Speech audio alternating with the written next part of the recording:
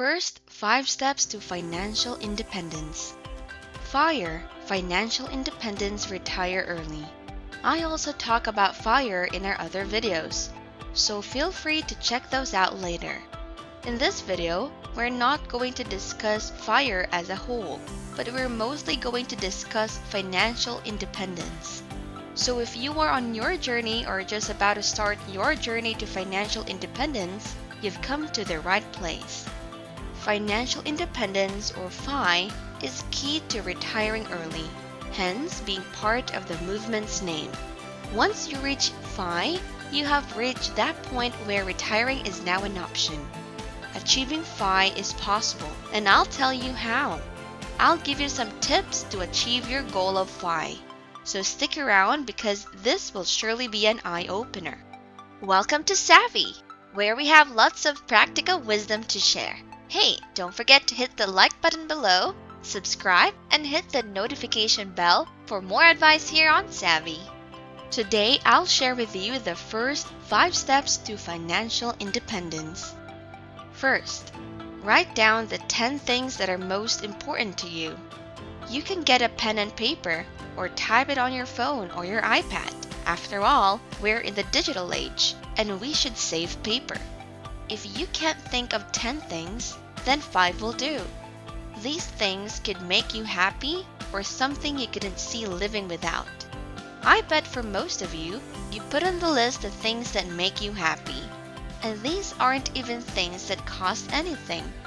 You could have put family and friends in there. If most of the stuff you put on the list doesn't cost money, you are more likely to achieve FI. On the other hand, if most of the things on your list cost money, then I suggest you take a breather and think more about it. You could have put your dream cars or vacations, and you could have also put a mansion as part of your dreams. There isn't anything wrong about that, but realistically speaking, it'll be much more difficult for you to save 50% of your income if that were the case. Saving half of your earnings is what you should aim to save if you want to achieve financial independence. If the things you value cost money, you may want to rethink what actually brings you happiness. Second, net worth and financial independence. You need to know your financial standing now before anything else. You want to calculate your net worth to see where you are starting.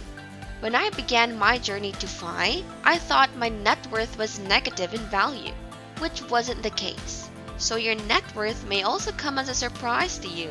Whether this surprise is a good thing or a wake-up call, you can calculate your net worth by adding all your savings, investments, and assets that won't depreciate. Then subtract this from your liabilities, which are your debts. Once you know your net worth and where you are starting, you can create goals. Next, you want to calculate your FI number. This is how much money you need to save and invest it for work to become optional. We have a video on that too, which will help you further on how you can calculate your FI number. Third, emergency fund. You will need an emergency fund in a high-interest savings account. This will serve as a buffer. This is cash that you can set aside and access when needed. It's not invested money, just money in savings account for when you need it in an emergency. If you find yourself in an emergency, use your emergency fund instead of swiping it on a credit card. If you let it just sit there for nothing, then what's the use for your emergency fund? It's recommended that you save 3 to 6 months of expenses. You will need to know how much your expenses are for food, transportation, and any debts you have. If you are starting, I suggest you save at least 1 month. Again, these are savings to put in a high-interest savings account and are not to be invested. So far, do you have any additional ideas for achieving financial independence? Please share it with us in the comments below. Fourth, join a FIRE community. You can do it right after watching this video, since it's just a few clicks and ta-da! You're part of the FIRE community. If you subscribe to Savvy right now, you'd already be part of FIRE community. The FIRE community is very welcoming. There are also different platforms for you to learn more about it aside from YouTube. For example, you can subscribe to Fire Podcasts if you're into podcasts. There are tons of Facebook groups too that are all about fire. It's good to see people on their journey to FI, and being part of the community will give you this sense of belongingness, where all of you are working towards your goals. If you love to read books, some books talk about fire, so you can search them up, and you'll definitely pick up a thing or two that will help you. Fifth, save and invest. We all have our wants and needs. We live in a world of consumerism. There's always, and I mean always, something that's new that can be bought.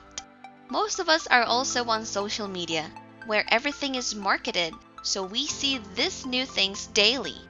So it's become more difficult in a way to keep a balance between our wants and needs. That's why you need to learn to save and invest. You will have to sacrifice a thing or two on your path to FI. If you are able to live a frugal lifestyle, the more you can save and invest, the quicker your money will grow and the sooner you will achieve FI. The earlier you start to invest, the more your money will progress. All thanks to compound interest. You might be thinking to yourself, what's compound interest? You may have heard about it before if you have watched our other videos, because this comes up a lot in investing.